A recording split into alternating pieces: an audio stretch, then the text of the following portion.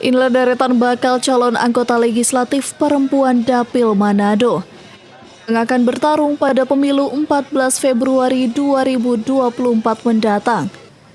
Para figur ternama ini digadang-gadang bakal mengakhiri dominasi kaum pria sebagai anggota legislatif asal kota Tinutuan yang duduk di Gedung Cengkih. Yang pertama, Irene Pinontoan.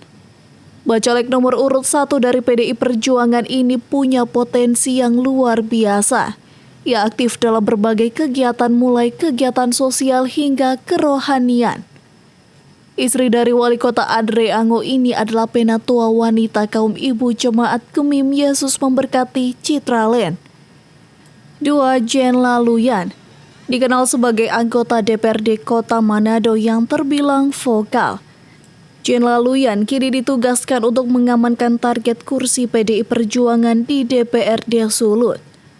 Pengalaman di dunia politiknya tak perlu diragukan lagi, ia pun menyatakan siap untuk meraih suara warga Manado. 3. Novia Lambe.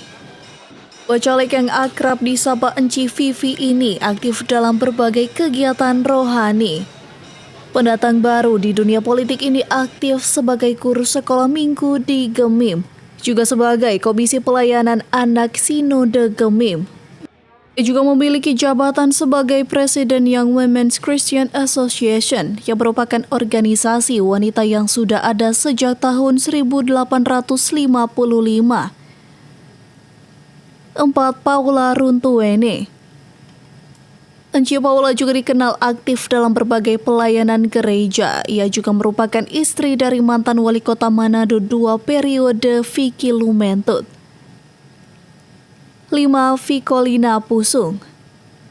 Politisi dari Partai Golkar ini sebelumnya sudah pernah duduk sebagai anggota DPRD Kota Manado periode 2014-2019. 6. Pinkan Nuah.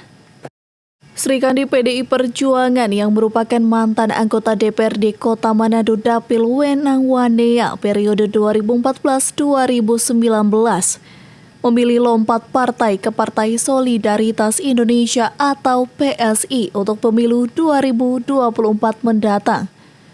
Menurutnya ia pindah ke PSI atas keinginannya sendiri. Regina Mangke melaporkan untuk Kawanua TV.